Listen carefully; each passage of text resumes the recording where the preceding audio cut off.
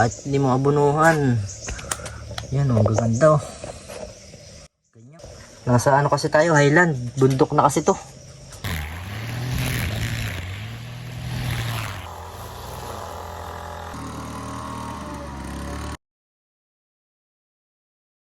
Yan mga ka-adventure, yan ang aking gagas katering. Yan o, kabuuan ng bahay, palibot. Yan o, 2 araw kong titiranin kung kaya. Yan o, sobrang ano, madami dahon na nalaglag, pero kaya yan. Gagamitan natin ng makina, yung blower na di makina, di ano pala, di gasolina, na may tuti. Madumi ng ano, daanan ng ano, gasolina, kaya di na diretso.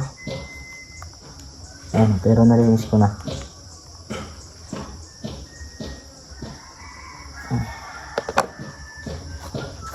Yan, tapos ko nang linisin ng ano, daanan ng gasolina.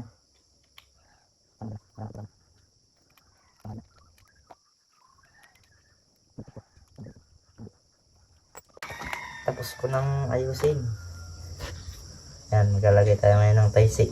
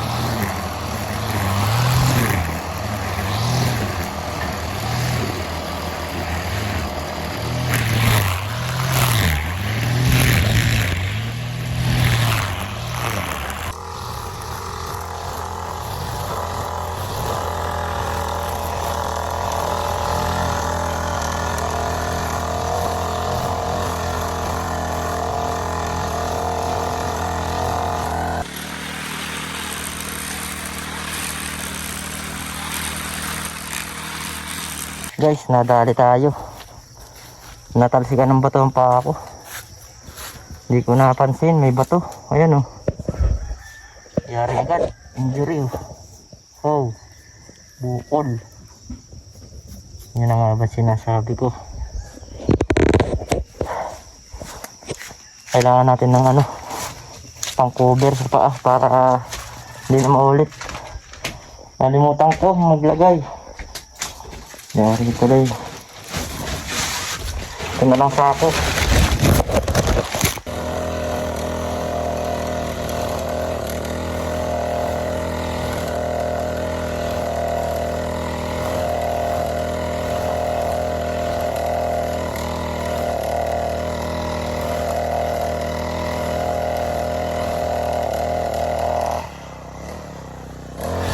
Guys, ito na lang.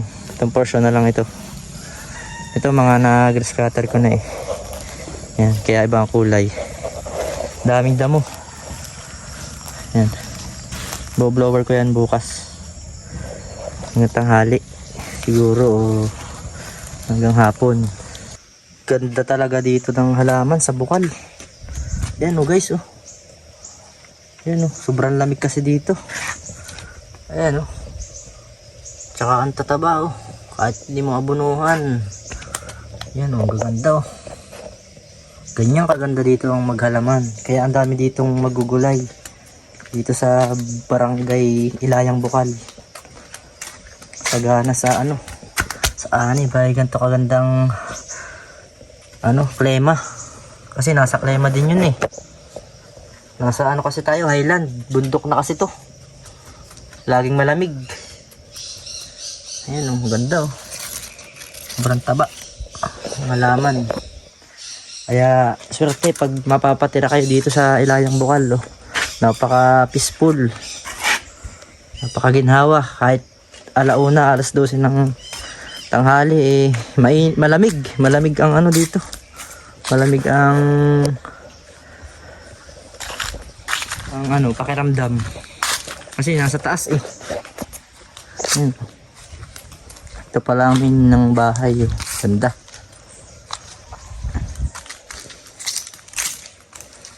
Ito ang ano, yung tawag dito. Bonfire yan, bonfire. Tamang-tamang tambayan ng ano, mga pamilya, magkakaibigan, outing, family outing. Yan. Dito. Pag pala bubuksan na itong ano, message lang kayo sa akin. Pag bubuksan na itong farm resort. Kasi talaga ng swimming pool. Yan o. Dito ako nagtapos. Yan. Yung bukas maga blower naman. Yan o. Yari na. Naalon-alon dito. Pero di kalakasan. Yun o. Shout out si Kabahor. Vlogger din. Yan. May YouTube ka na ba? Wala pa. Gagawa kita. Dito ka ba tutulog? Dito ako tutulog.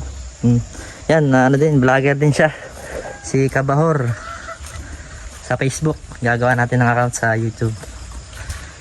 Ito, mga bagong tanim. Tsaka ginamasan ni Kuya Jerry. Yung aking kasama dito. Yan o. Doon sa dulo, tapos na rin. Yan o.